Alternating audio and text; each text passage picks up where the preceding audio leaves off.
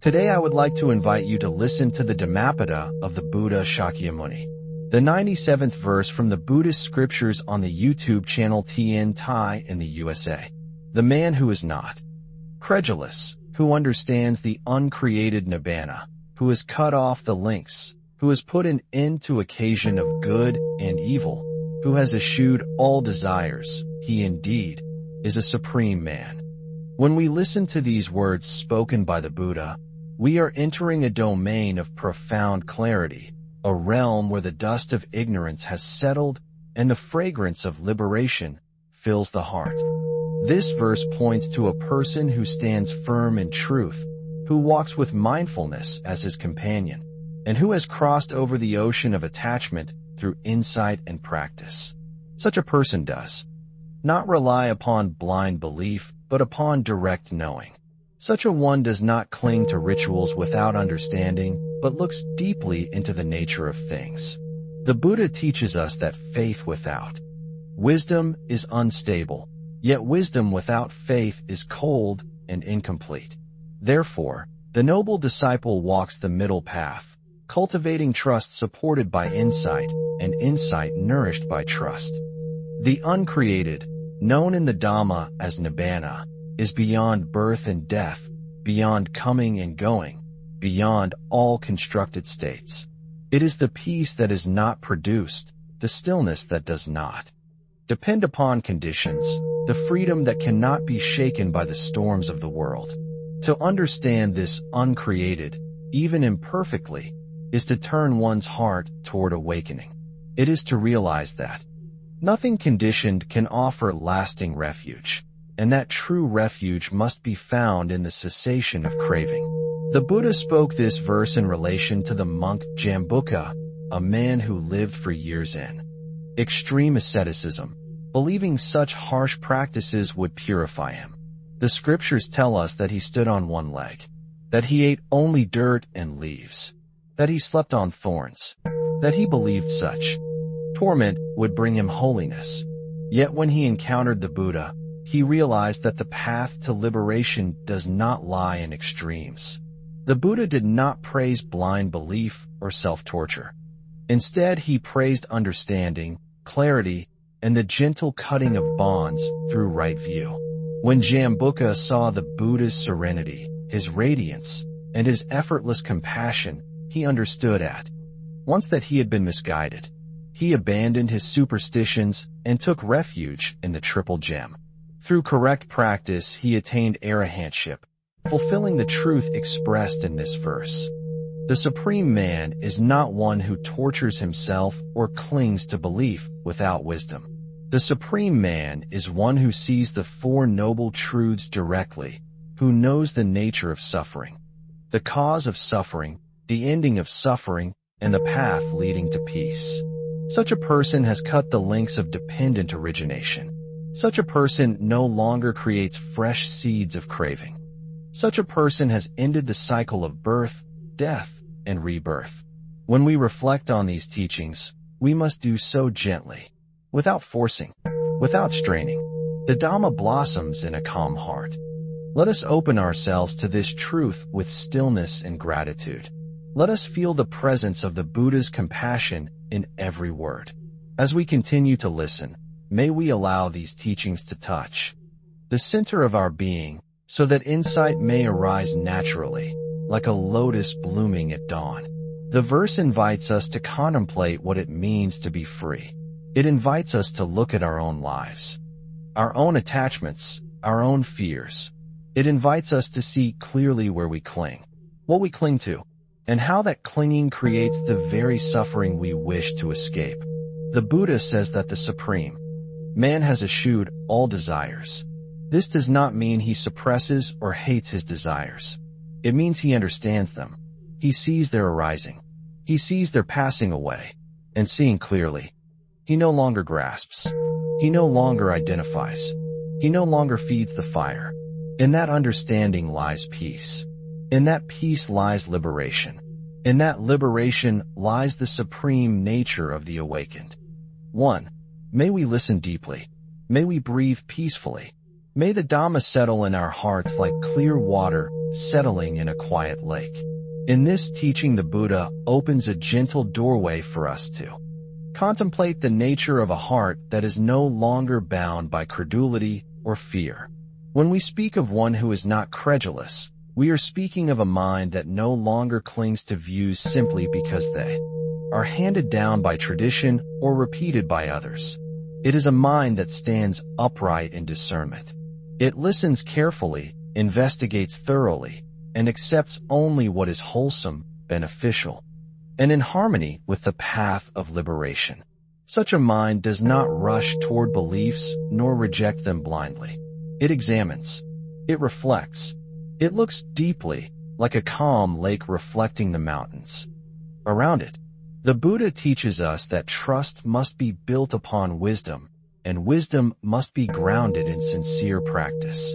Without this balance, we drift from one idea to another, never touching the depth of truth. Therefore, the person praised in this verse is someone who sees clearly with the eye of Dhamma. This clarity does not come through argument. It does not grow through pride. It emerges from mindfulness, simplicity, and the willingness to sit quietly with one's own thoughts and feelings until understanding arises like dawn breaking through a long night. The uncreated, known as Nibbana, is the heart of this verse. When we hear the word uncreated, we may wonder how to understand something beyond birth and death. In the world we know, everything arises and passes away. Flowers bloom and fade. Bodies grow and wither. Joy comes and then dissolves. Yet the Buddha speaks of a peace not conditioned by these cycles.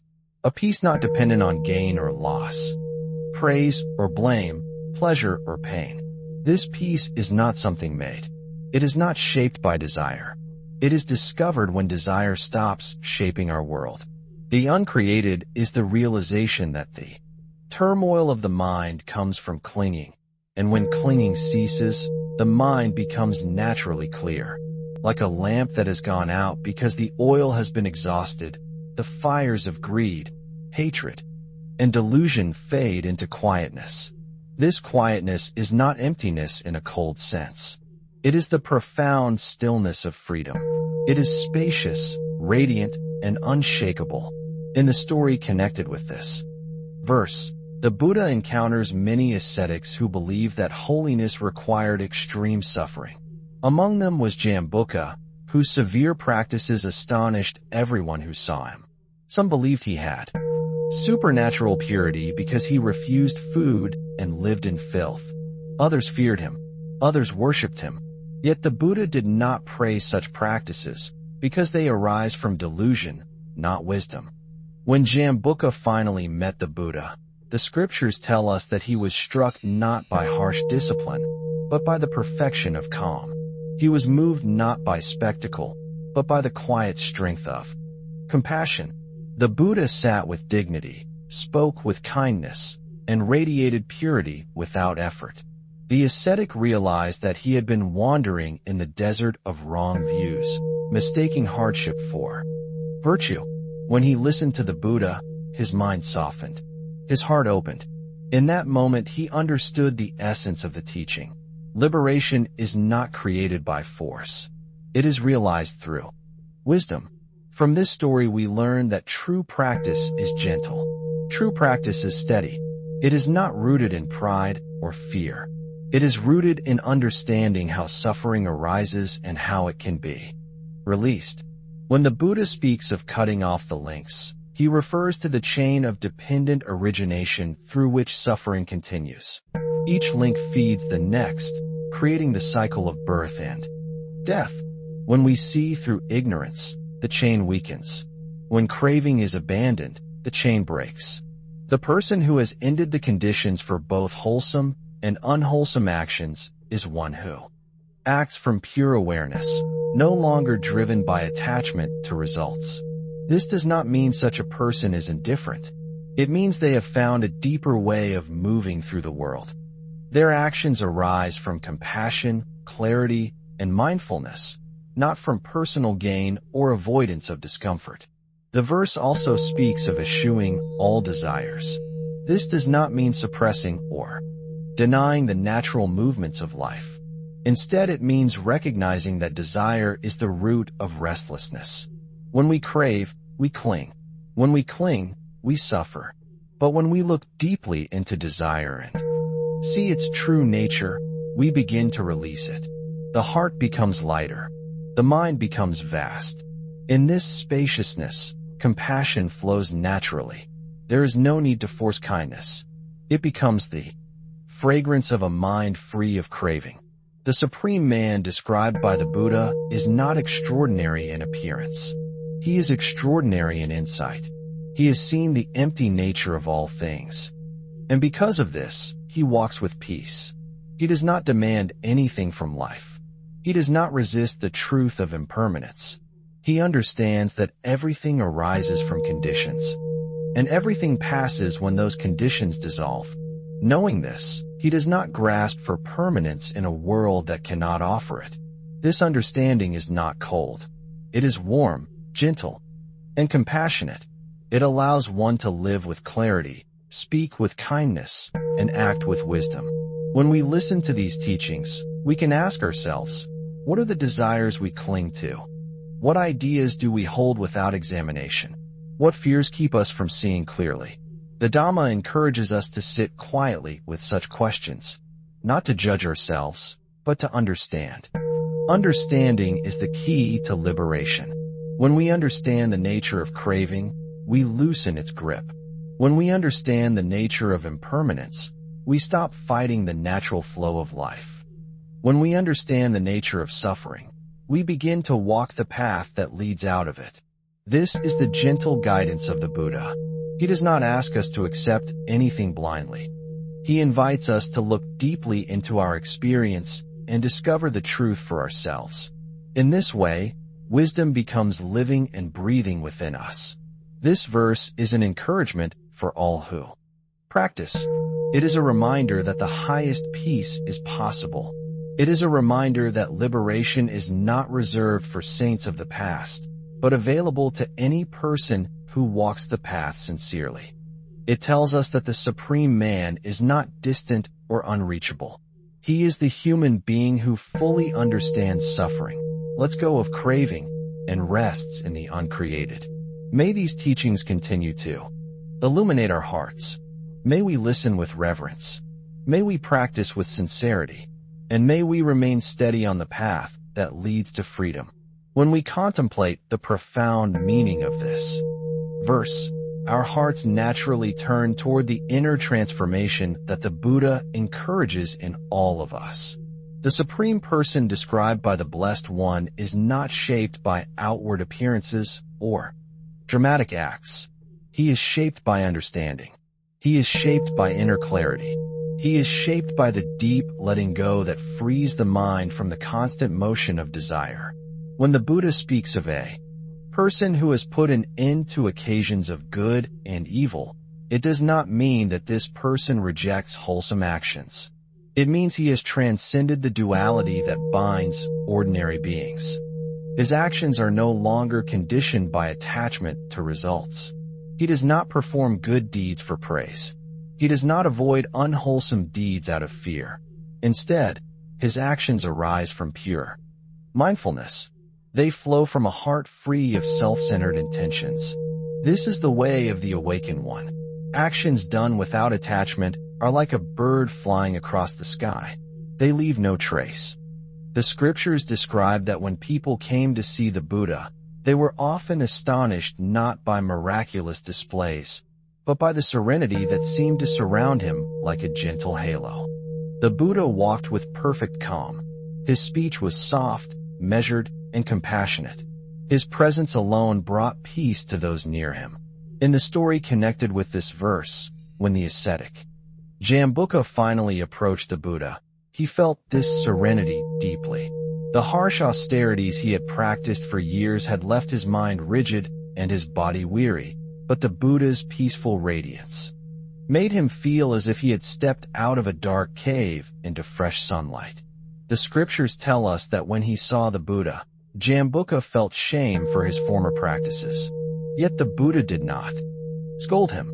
He did not criticize him. Instead, He welcomed Jambuka with compassion. He offered teachings that soothed his heart and revealed the middle path. Through this gentle guidance, Jambuka attained liberation. His mind opened like a lotus rising from muddy water. From this story we learn that no matter how far we have wandered, the Dhamma can guide us back to clarity. No matter how misguided our past, wisdom can blossom when we meet the truth with humility. When the Buddha praises the one who understands the uncreated, he is speaking of a person who has experienced the cessation of grasping. In daily life, we grasp at countless things. We grasp at praise, hoping to hear kind words. We grasp at success, hoping it will protect us from fear. We grasp at identity, believing it gives us solidity. We grasp at relationships, afraid of loneliness. Yet all these things are impermanent. They change, they shift, they dissolve. When we cling to what is unstable, we create suffering. When we release the clinging, peace emerges naturally. That peace is not something we create. It is what remains when the fires of desire fade. This is why Nibbana is called the uncreated. It is not produced by effort. It is revealed when craving ends. Like clouds drifting away to reveal the moon, the mind becomes luminous when desire stops, shaping its movements. This is the realization of the Supreme Person. The Buddha teaches that when we understand impermanence deeply, our hearts become gentle. We stop insisting that the world bend to our desires. We stop fighting against change. Instead, we learn to flow with life. We begin to see that every experience is a teacher. Every emotion can guide us toward wisdom. Every moment contains the seed of awakening. When we live with such understanding, our actions become harmonious. Our speech becomes soothing. Our thoughts become clear. We no longer waste energy on resentment or regret. We no longer chase after illusions. The mind becomes a peaceful forest. The heart becomes a calm river. In this stillness, compassion grows naturally. It is no longer something we try to force. It becomes the fragrance of freedom. The Supreme Person described by the Buddha is not distant from us. The qualities he embodies exist as potential within every heart. We cultivate them through mindfulness. We cultivate them through compassion. We cultivate them through letting go of the stories we cling to. Slowly, step by step, the mind learns to rest. The heart learns to open. The body learns to dwell in stillness. This path is gentle. It is patient. It is steady.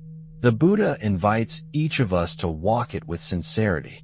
In walking this path, we learn to understand ourselves. We learn to understand others. We learn to embrace life without fear and release life without sorrow. In this way we move closer to the peace described in the verse. May we reflect deeply on these teachings. May we look gently into our own minds, seeing where we cling and where we can let go. May we learn to trust the quiet wisdom within us. May we embody the compassion that flows from understanding. The path is here. The teachings are clear. The Buddha's compassion continues to shine across generations. Let us honor this teaching by practicing with sincerity, patience, and a heart open to liberation. Thank you for watching my video. Namo Amitabha. I wish to bring this merit towards all disciples and sentient beings, all of whom will attain Buddhahood. Remember to like, share, and subscribe to my YouTube channel. I really appreciate your time.